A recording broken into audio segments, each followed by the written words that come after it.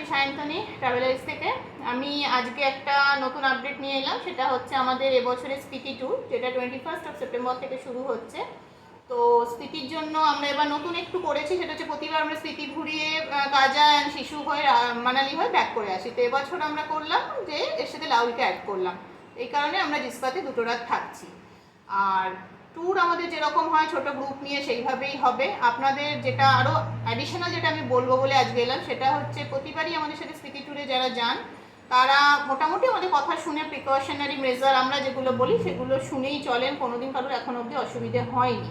কিন্তু আমি সোশ্যাল মিডিয়াতে দেখেছি অনেকেরই অনেক রকম প্রবলেম হয়, তো এই কারণে বলছি আমাদের সাথে যান বা কারোর সাথেই যান, অবশ্যই স্পিতি বা লাদাখ যাওয়ার আগে নিজেদের হেলথ চেক আপটা করবেন।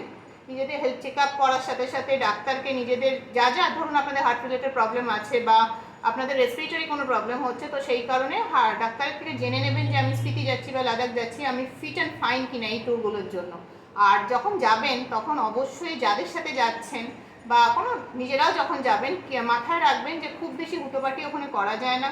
অ্যালটিটিউডের সাথে সাথে আপনাকে যেহেতু অ্যাডজাস্ট করতে হয়, সেই কারণে আপনাদের স্মোকিং হ্যাবিট বা ড্রিঙ্কিং হ্যাবিট যদি থাকে সেগুলোকে আপনাদের স্কিপ করতে হবে।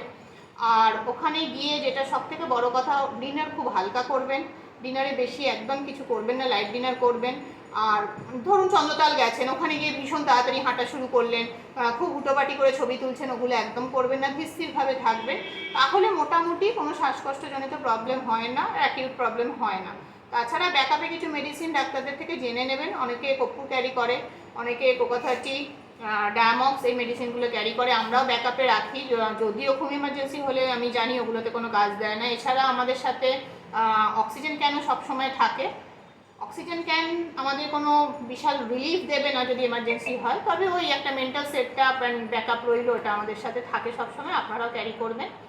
আর একটা জিনিস সবসময় মাথায় রাখবেন, খুব রিমোট জায়গায় যাচ্ছেন, সবসময় নিজেদের হেলথের প্রতি একটা কনসাসনেস রেখে দেবেন, তাহলেই আর কোনো সমস্যা হবে না। নমস্কার।